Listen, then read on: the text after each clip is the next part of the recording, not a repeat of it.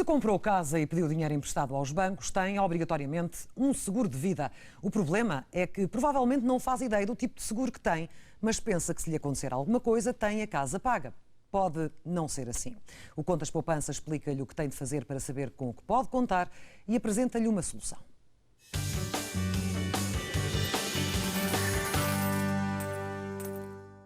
Se comprou casa e pediu empréstimo ao banco, de certeza que foi obrigado a contratar um seguro de vida. O problema é que há vários tipos de seguros de vida e se escolher mal, pode vir a ter uma surpresa muito desagradável. É que há muitas situações em que o barato pode sair mesmo muito caro.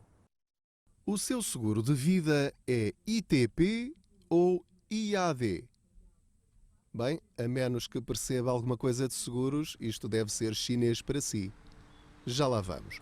Quando fazemos um empréstimo à habitação, somos obrigados a contratar um seguro de vida no valor do empréstimo para garantir que o banco recebe o dinheiro em dívida se nos acontecer alguma coisa, morte ou incapacidade. Assinamos e ficamos descansados. Foi o que aconteceu a Jorge Santos quando comprou a primeira casa. A maior parte das pessoas assina de cruz, questiona pouco porque quer ter o seu problema resolvido. E o problema... Na sua primeira casa foi isso que aconteceu? Foi, claramente. Na segunda já não foi isso. Jorge Santos não é caso único. No vendaval dos spreads baixos, os clientes não queriam saber dos pormenores desde que o crédito fosse aprovado. Milhões de portugueses não fazem ideia do seguro de vida que contrataram nessa altura.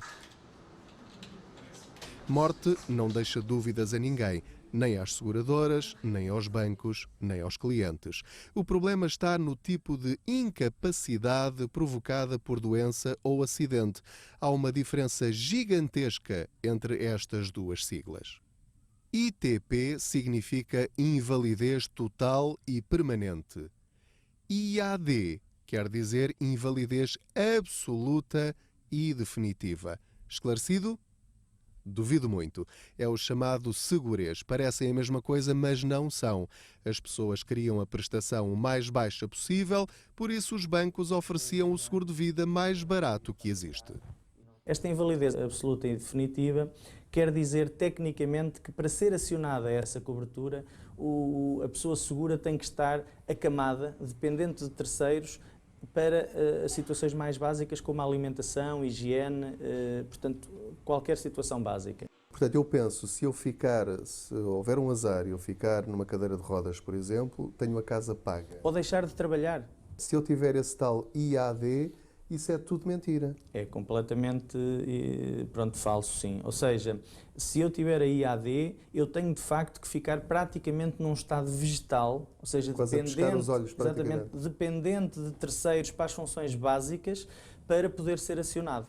É o típico caso do barato sair caro e sem necessidade. Isto só acontece realmente por falta de informação, porque nós conseguimos, no dia-a-dia, esses milhares de clientes que encontramos, apresentar-lhes uma solução em que passam a ter, então, a outra cobertura de invalidez, que é invalidez total e permanente, ITP, que cobre normalmente a partir de, há ligeiras diferenças em algumas companhias, mas a partir de 60% de invalidez, ou 65% ou 66%, quer dizer que basta que a pessoa fique com um braço, por exemplo, condicionado. Portanto, tem tudo o resto normal, mas tem um braço condicionado. Portanto, normalmente a tabela da Segurança Social já atribui uma invalidez superior a 60%, 66%.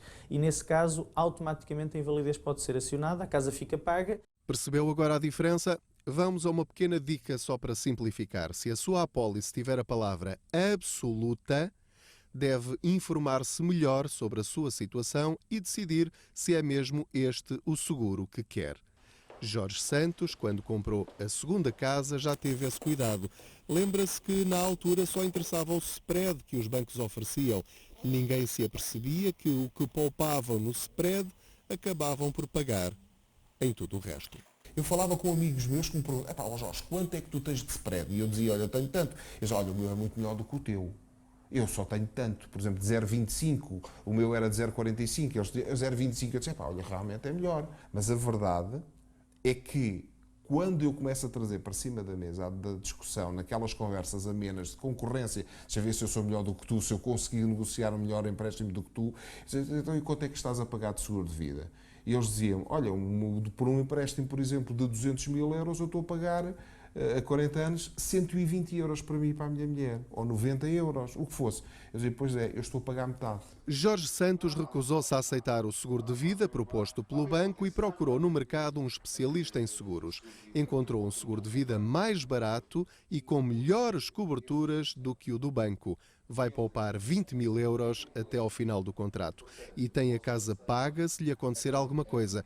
Coisa que não aconteceria se tivesse aceito a proposta do banco. As pessoas não têm sequer a ideia clara de que é perfeitamente possível e legal eu renegociar o meu seguro de vida. Há casos até em que pode compensar aumentar o spread com o que vai poupar no seguro de vida.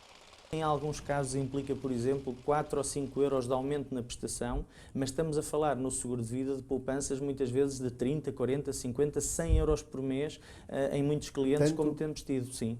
Pegue então na sua apólice e leia cuidadosamente. Tem aqui as garantias da apólice. Morte é igual para todos. A diferença está na invalidez. Esta cobre invalidez total e permanente por doença ou acidente. Esta outra apólice tem como garantia complementar invalidez absoluta e definitiva. E se é esta a que tem, verifique se é mesmo esta que quer. Não tem nada de ilegal desde que saiba exatamente o que contratou e com o que conta. Há muitas empresas disponíveis no mercado especializadas em seguros. Consulte um mediador, de preferência que trabalhe com várias seguradoras e veja o que é possível fazer para melhorar o seu caso. A pessoa, quando contrata o crédito à habitação, depois de assinar aquela amálgama de papéis e documentos, nunca mais na vida olha para aquilo outra vez. E eu aconselhei a algumas pessoas, olha, vai ler porque és capaz de ter agradáveis surpresas. E houve algumas pessoas que foram ler e viram que aquilo que tinham contratado lhes dava ainda espaço de manobra. Há um provérbio antigo que diz que o imprevisto acontece a todos. É verdade que este é um tema que não é muito fácil de falar e as pessoas normalmente não gostam de pensar muito nisto, mas a verdade é que pode mesmo acontecer e vale a pena estar preparado e saber com o que se conta. João Venda, Pedro Cardoso e Pedro Anderson. SIC.